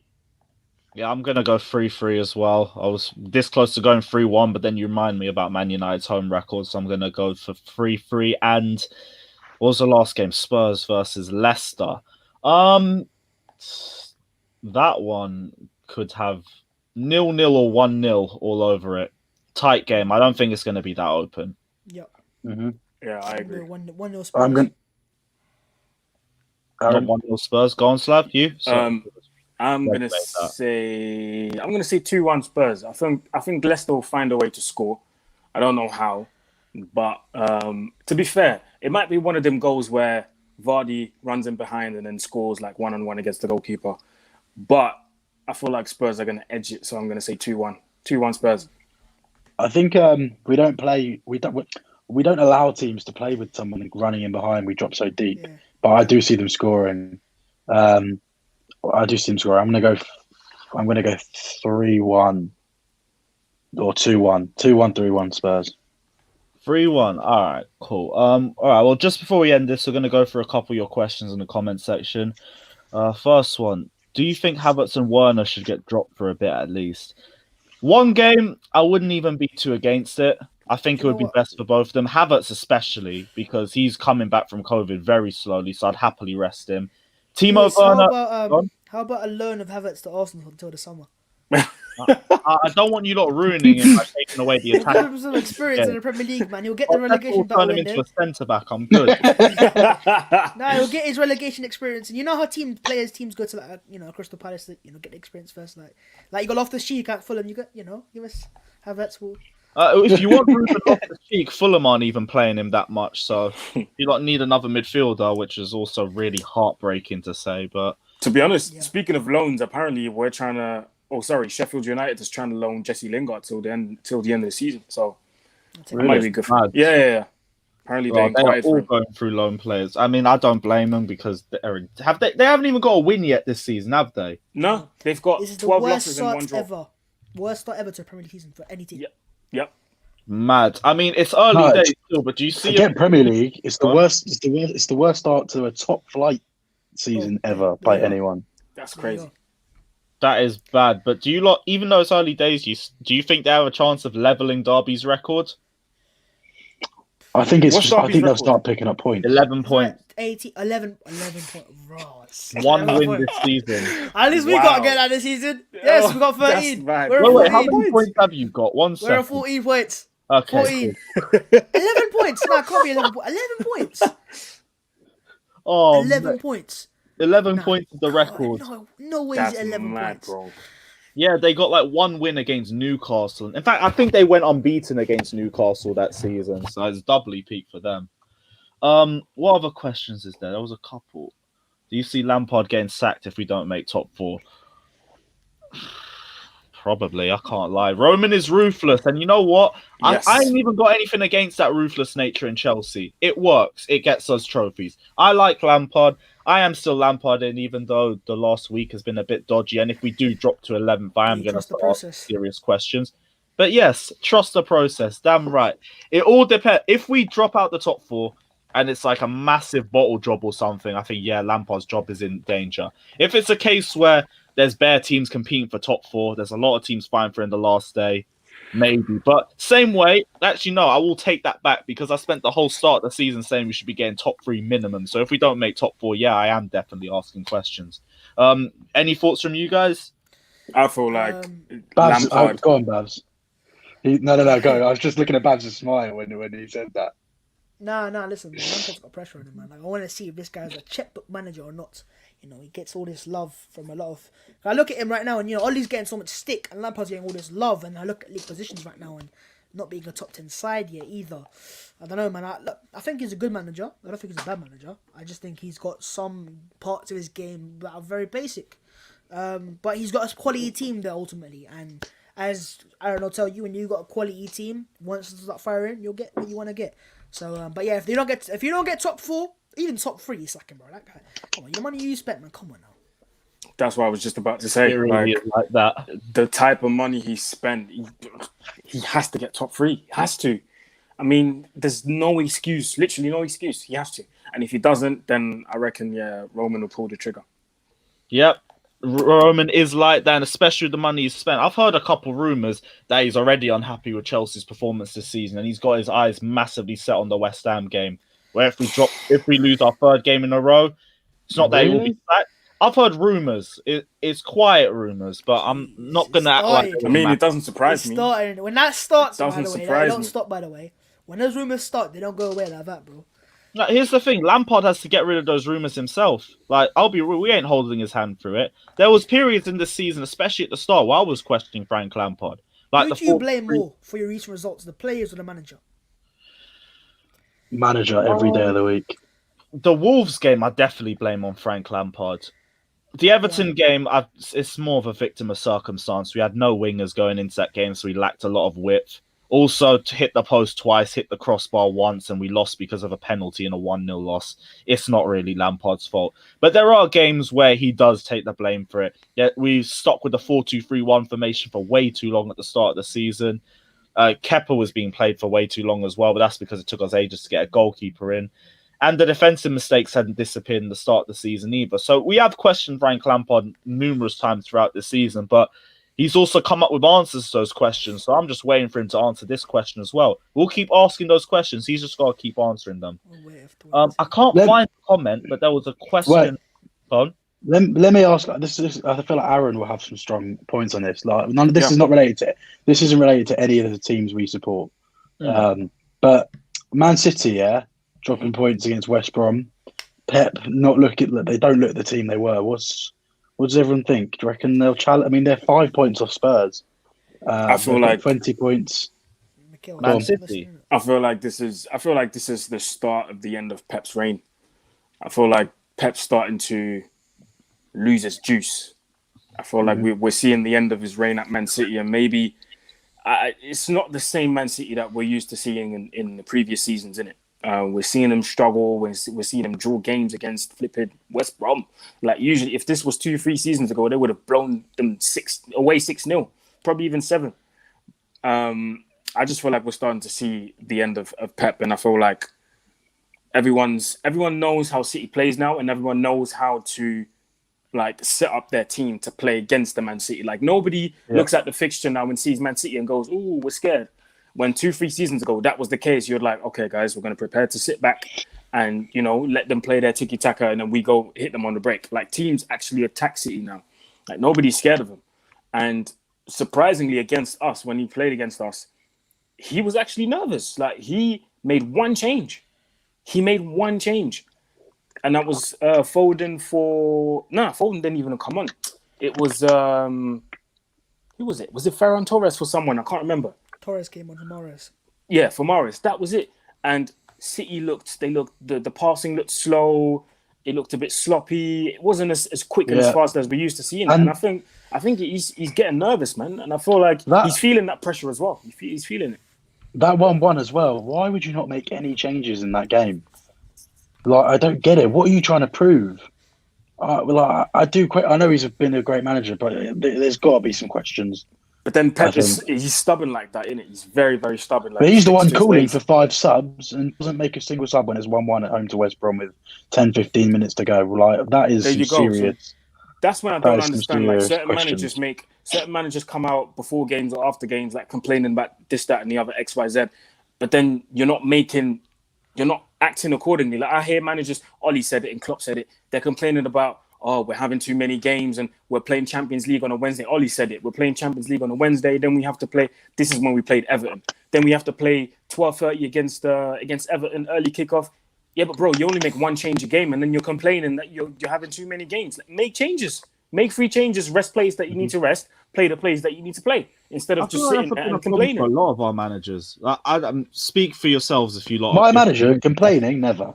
No. But now, speak for myself if I'm wrong about your club on this, but a lot of the top 6 clubs have been complaining about lack of rest, and they've been barely making subs during games. Like, that makes sense. I love Lampard, but a big issue with him, he don't do a single sub until the 70th minute turns round. And it means that half our players are exhausted, and the players that we bring on have barely any impact. But I don't know if it's the same thing for you guys as well. Yep, it's definitely the same. I've always said it doesn't take 50, maybe 50, but definitely doesn't take 60 minutes for a manager to see that something doesn't work. It doesn't. Do you know what I mean? Like, I think last season, seen games where we can call it in 45 minutes. Like, this guy's dead, get him off, and we get him off, bro. I don't know about you guys, but at Tottenham, I can see in the first 10 minutes what's going to happen in this game. Literally, like, I don't know if you guys. It is for us to see it, but for some reason, the coaches either they're too stubborn or they just think their plan A is going to work. Exactly, and that's the thing. I Who think they're too knows? stubborn to make the change. And obviously, I've seen and talked to scouts before, and they always say it never takes us 20 minutes to see if a play's good or dead. It never takes them 20 minutes, and I think we've seen it. Was it early this season or last season that Jose made that change where he took Dyer off after what, like not even 20 Yeah, minutes? yeah, Was it? we were 2 down at home to Olympiacos, I in a must-win game, and 25 minutes on, Took he him swapped Dyer for Ericsson. Do you know what I And mean? since that game, Dyer has never played in midfield again, and is now our best centre half. Do you see what I mean? Like, don't be So afraid as a manager to make a change for the betterment of the team. Don't be we afraid went because on I to think win 4-2. Yeah, there you go. A lot of these Mhm. managers probably think about what's going to be said about them after in the media. Why did he make the change too early? He doesn't like this player, and then the Not heat's even on that, them. right? It's not Sorry. even that. I think it's more so like they don't have the, I don't know. Maybe they're scared of the players sometimes, like the ego of the player. Like, oh my god, if I take him off, I might lose this guy. He might not stop playing for me. He might not, you know. Whereas Jose don't care because he's Jose There you Mourinho go. and I can do what I want. Exactly. You have Frank Lampard. Even as Frank Lampard, he's like, oh, you know, taking over Z, I can see it. Oh, you know. So Too cautious, way Yeah. too cautious. So Which, as a there's manager, an sometimes you need to yeah. make bold decisions. Arteta doesn't do that either. I think Babs. Like, no, he why is doesn't. Ben? He's learned Oh, from like- Pep. He's learned from Pep and he's learned from Wenger as well. Arsene Wenger used to be the worst at it. 65, 70 minutes sub. Nothing before that. Yeah, I don't know what it is about these big managers. They all have the same. They're all the same, bro. All same stubborn bottom fucking bitches, right?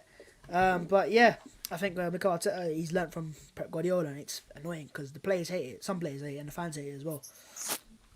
Yeah. But yeah, Yeah, this question I wanted to drop because I was trying to find it for the last 5 minutes. Babs, yeah.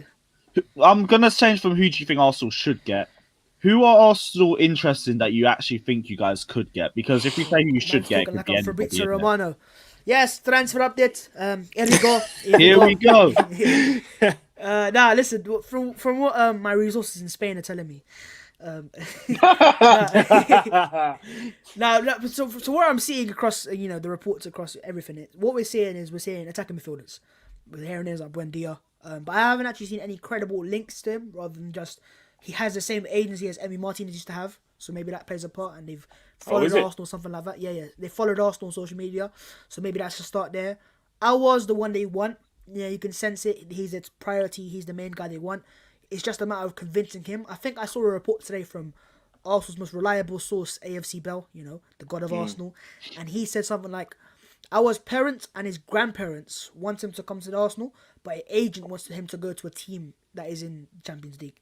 So, and that's probably because going back to the summer, what we were hearing that is our agent kind of cost the deal as well, because Arsenal put the money on the table, and they were saying our agent wanted like 10, 15 million euros as an agent fee as well. Which I was like, Apparently, his agent is his brother as well, isn't it? yeah, exactly. And Arsenal were like, we're not going to pay that. And that's why Juventus couldn't sign him either. Because think about it, Juve could have signed him if they wanted to sign him. Is Same Aouar with Real really Madrid. that good? I think what Aouar would be for Arsenal is, it's not the best example right now, but you look at Bernardo Silva at Man City, he links everything. Or like David Silva used to. He just links everything together, knits it all together. That's what Aouar would be for Arsenal. He wouldn't be like that goal and assist machine, like Fernandes is, or like De Bruyne is. But he'd be the guy who just links everything nicely together, gets the 1-2s and so and so. And then next to him, you sign a guy who can get that. But we have to wait and see. All right, cool.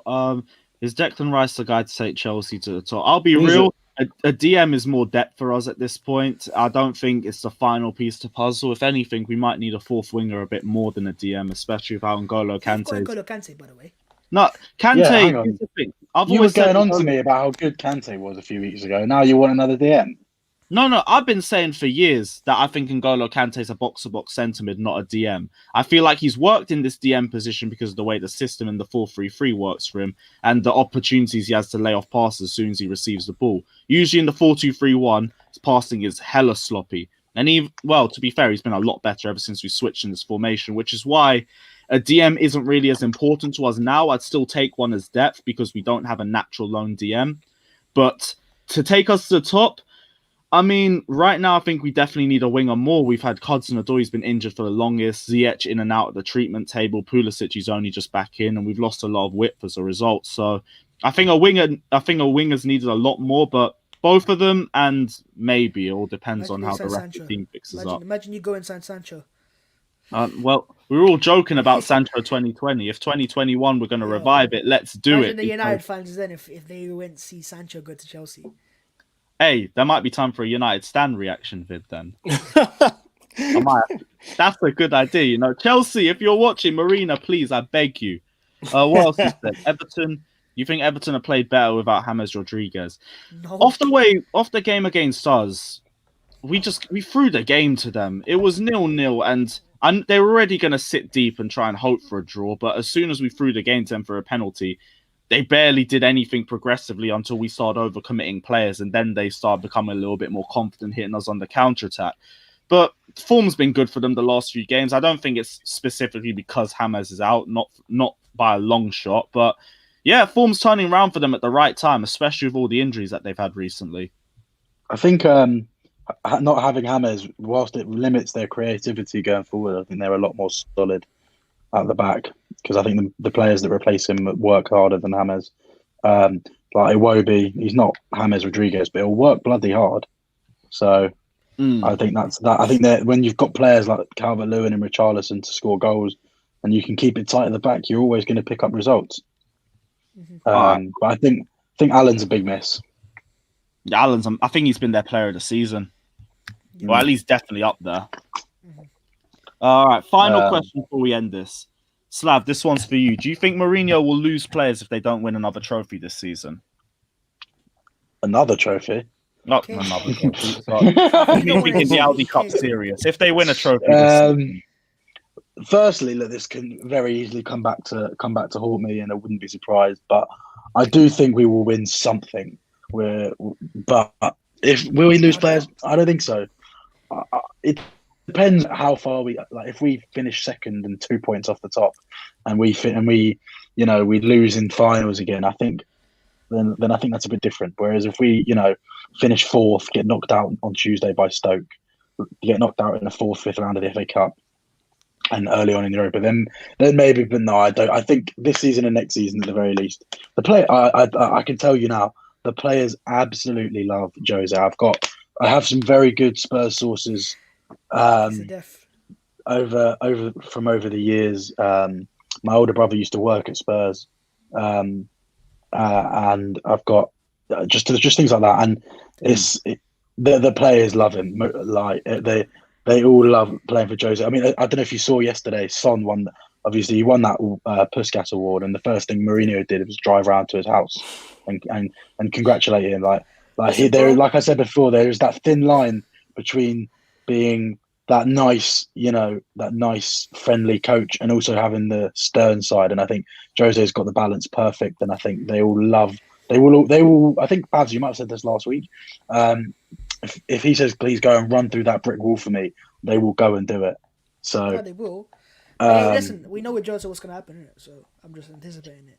So when the players love him right now, inevitably start, listen, it all depends on results. If you win games of football, your players are going to be happy. If you lose games of football, your players are going to start questioning things. So Exactly. And at the moment, look, we've lost 2 games all season. One was a freak on the opening day, and one was at a stadium where nobody's won since I was in year 10. So. Or year 11 or something. So look, I can't complain, but we'll see. I think it's such a weird. We say this every week. It's such a weird season. Like it doesn't even feel. It's so weird. It doesn't even feel like a Premier League season half the time. Like you're watching Burnley win at the Emirates. Like what? You're watching Chelsea lose at Everton. But that's just usual. It's just weird. It's just so weird. Maybe the run can continue and we see Arsenal beat Chelsea on Boxing Day. Yeah. Do you know how fucking funny that's going to be? If we it would do us a favour. Bro, I won't know how funny it is because you won't see me on Twitter. You won't see me on anything. Your videos, bro, that could be the kiss of death, Man, bro, all you're going to see is a live review. You'll see me look depressed on the phone, and that's it till 2021. I promise you. You will not see me on. I need that, bro. Is Martinelli back for that game? Yes. Oh, imagine! Whoa! I need Kante to roll him up into a spliff that game. He's not going to start. He ain't going to start. But if he scores the goal, what? Someone said the FA Cup and Carabao Cup in the comments don't count. Well then. That means half of Chelsea and Arsenal trophies over the recent years don't count. So, bro, you can't talk about trophies, bro. Please. I'm not. It's not me making those comments. Don't be disrespecting. Europa League, Premier League. I agree. I think look, the 3 biggest trophies that you want to win is if you're in the Europa League, obviously, Champions League, Premier League, right? The FA Cup, Carabao Cup are similar levels, but Carabao Cup is just even. They're Down. bonus trophies, aren't they? Yeah, FA Cup's already hit. Carabao Cup's like. Get about. It's all right. Jose won't lose the players, never. But I'm looking forward to next week's show because it's the day before Someone keep a hold of that Arsenal clip Chelsea. Yeah, I was gonna say famous last words, bro. Yeah. Keep a hold of that clip. Right, well, the next week, I'm so excited for Arsenal Chelsea. I'm so excited. I'm excited, but I'm a bit tense. It's a win-win-win Do you know how situation. funny it can be, right? How Smashing things these can change. guys. Do you know how quickly things can change, right? If Arsenal somehow beat Everton on Saturday, and then, win against Man City in the Carabao Cup, which could happen, by the way. It's Carabao Cup, it's Man City, and then Chelsea lose against what's he got? Who's it? No, who's it? Who have you got next in the league? We've got West Ham. West Ham.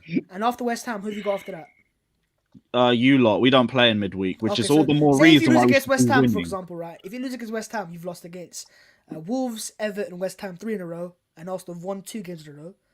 Things can just change. The confidence just goes. You'll be a point behind us. Which, if you get to a point, if you win your next 2 and we lose our next wait. So you're telling me if we beat Everton, you lose to West Ham? One sec, let me get the table up. No. This is great Here for it me is. and Aaron. 22 points, 14 points. We're just 3 chilling. points, We're just 17, chilling here at the top of the table. 120. So No? you're telling me No, if 2 we beat points Chelsea and behind you. Everton, if 2 we beat points. Chelsea and Everton, we'll be 2 points behind Chelsea. Yes. You're taking Which- Yo, this is getting. Oh, Yeah, but you're not going all to those beat. videos, But you're not. Hey, I You're don't not care. going to beat I slapped both of them. 50K on So the it doesn't first make a video. Nah, I'll I'm just take saying it. that. It just shows how quickly fucking things can change, bro.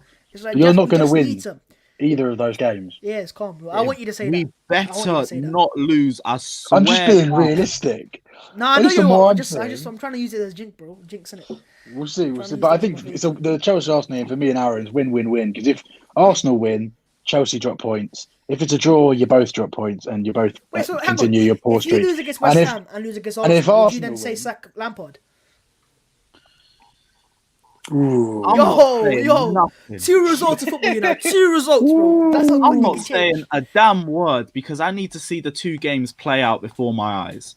Okay. But if Arteta, Big Mike You know L what's funny? himself, comes 2 points behind my club, Do you know what's I'm funny? asking This is the thing. Mike Chelsea fans were saying. They were saying. I'm being Chelsea fans were real. saying that game is gonna be. It could be the game they sack Arteta. How funny would it be if it was the opposite somehow, some way? I don't know how, but imagine that. I don't want to think about it, because Because then if you lose 4 games in a row, come on now.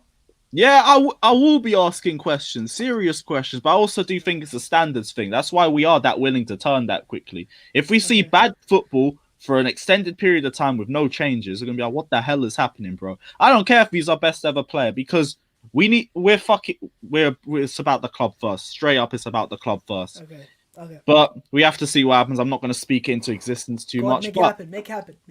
I hope to God not, because 2020 has sucked arse enough without that happening. But guys, this is the end of the Premier League preview show. I hope you lot have enjoyed it.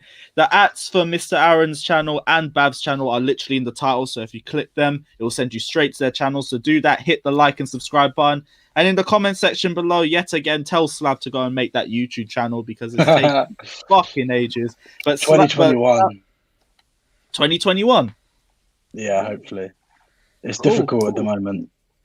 Well, I'll be looking forward to seeing that. But do you want to shout out your socials at least so people know where to find you? Yeah. SamLav20 on Twitter, SamLavender9 on Instagram. Hopefully, I also check out We Are Tottenham TV, who I've been working for the last 3 years. Big up the great, great group, great pair of boys. And yeah, hopefully get a channel going soon. Obviously, love coming on here with the lads. Always a good laugh. So,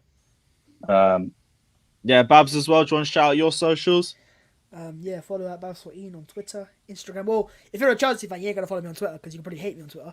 Yeah, Instagram's Babs14 and on YouTube as well. I'm a bit more level-headed on YouTube than I am on Twitter. It's 2 different people, You could change your channel to Babs15 at the moment. Yeah. And in a bit, lads, we take care. In a bit.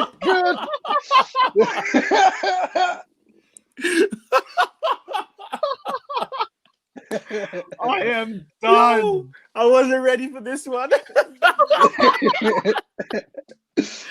Hey, Aaron, Oh my God. socials, please. Yo, yeah, you can find me at Mr. Aaron UTD across all social media platforms. Yeah, make sure you give me a follow and we'll interact together. Right, cool. Fucking, I'm sorry, man. Oh man. In all seriousness, Babs has a great channel. I've been watching it since I met him in Wembley a few years ago. Check out. Yeah, guys, please hit the like and subscribe button to all of you guys, and follow Slav on all of his socials and We Are Tottenham TV as well. Guys, thanks for jumping on. I hope we'll see you guys next week because it's the day before Chelsea Arsenal as well. So that's definitely going to be a nice one. So guys, check it out. Same time next week. Hit the like and subscribe button on Carefree Lewis G and all of these guys' socials as well. And guys,